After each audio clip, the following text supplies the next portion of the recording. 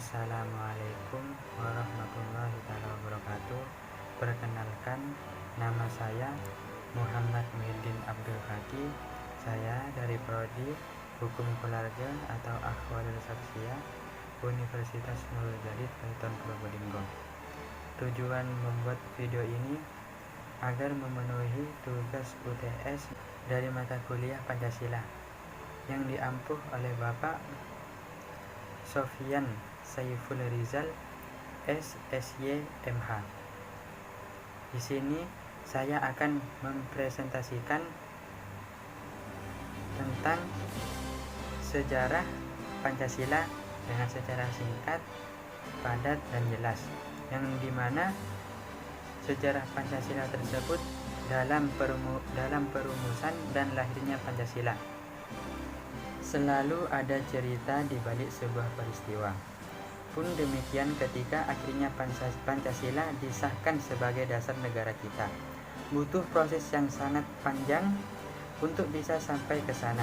Di samping itu juga menegangkan. Tak berlebihan jika proses pembuatan ideologi negara ini kemudian menjadi salah satu sejarah terpenting bagi Indonesia.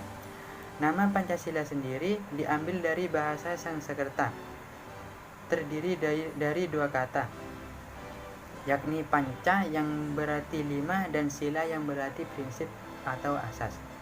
Dengan kata lain, Pancasila merupakan rumus dan pedoman kehidupan bangsa dan bernegara bagi seluruh rakyat Indonesia. Ada 5 sandi utama yang menyusun Pancasila, termasuk ketuhanan yang Maha Esa, kemanusiaan yang adil dan beradab, persatuan Indonesia, kerakyatan yang dipimpin oleh hikmat dalam permusyawaratan, perwakilan, dan keadilan sosial bagi seluruh rakyat Indonesia. Dan semua ini tercantum pada paragraf keempat preambule, atau disebut juga pembukaan Undang-Undang Dasar 1945. Setelah sempat mengalami perubahan pada kandungan dan urutan 5 sila yang berlangsung dalam beberapa tahap selama masa perumusan, Pancasila akhirnya menjadi Pancasila seperti yang kita kenal sekarang pada 1 Juni 1945, yang lalu dikenal sebagai Hari Kesaktian Pancasila.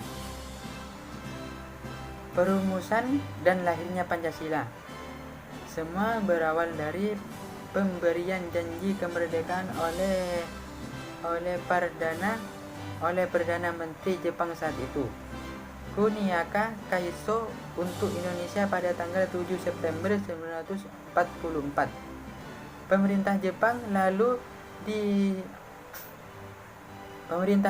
lalu mendirikan BPUPKI, Badan Penyelidikan Usaha-Usaha Persiapan Kemerdekaan Indonesia, pada tanggal 1 Maret 1945, dengan tujuan untuk mempelajari hal-hal yang berkaitan dengan tata pemerintahan Indonesia mereka. BPUPKI diketuai oleh Dr. Kanjeng Raden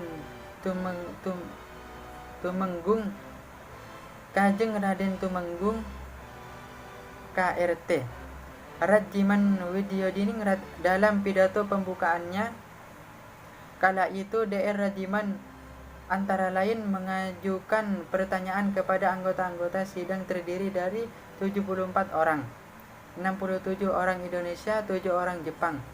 Apa dasar negara Indonesia yang akan kita lakukan? Tanyanya.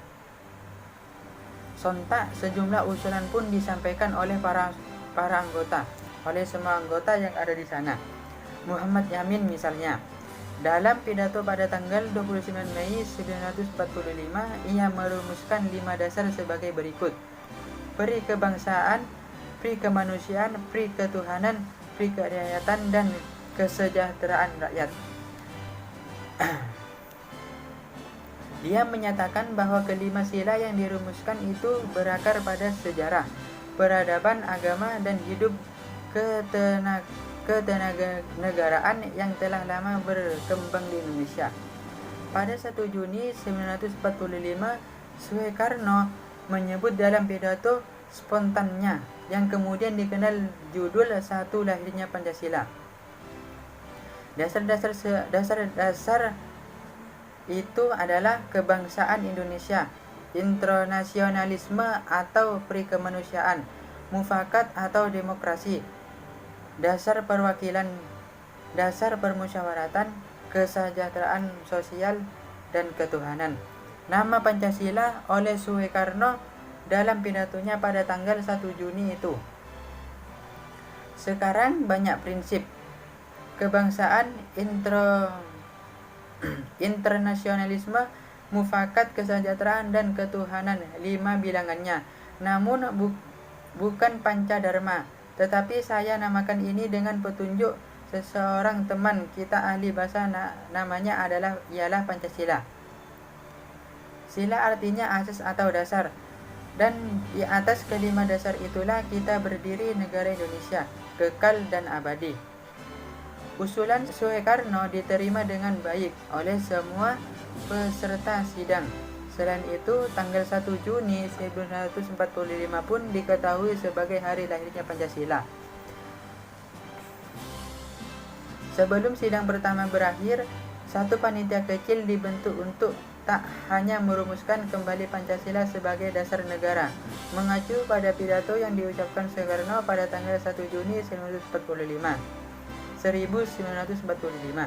tetapi juga menjadikan dokumen itu sebagai teks untuk memproklamasikan Indonesia merdeka. Dari panitia kecil itu dipilih 9 orang yang dikenal dengan panitia 9 untuk menyelenggarakan tugas itu. Rencana mereka itu disetujui pada tanggal 22 Juni 1945, yang kemudian diberi nama Piagam Jakarta. Setelah rumusan Pancasila diterima sebagai dasar negara secara resmi, beberapa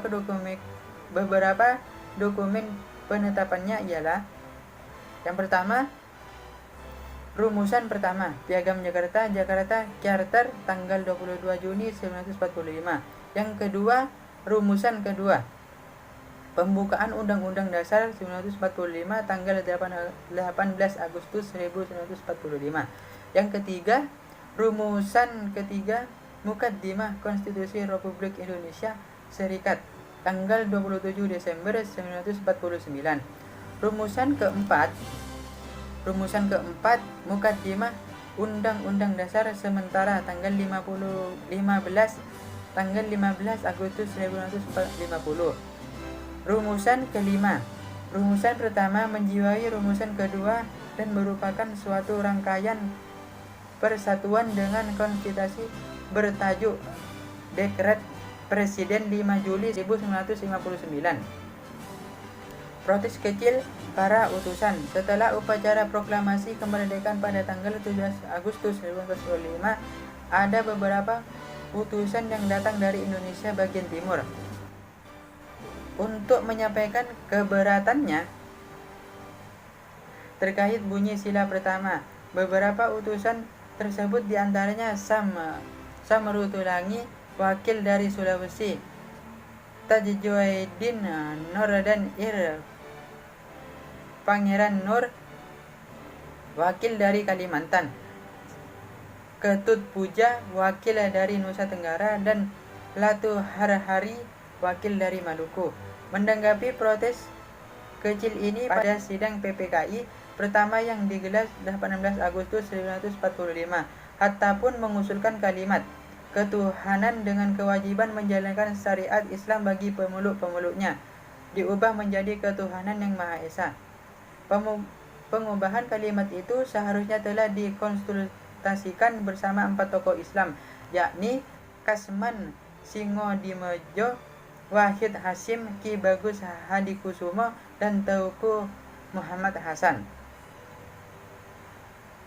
Kesemua tokoh Islam ini menyetujui perubahan kalimat tersebut. Alhasil, pada penetapan rancangan pembukaan sekaligus batang tubuh Undang-Undang Dasar 1945 pada sidang PPKI tanggal 18 Agustus 1945, Pancasila pun ditetapkan sebagai dasar negara. Selain itu, Pancasila sebagai dasar negara Indonesia telah diterima oleh semua pihak dan bersifat final.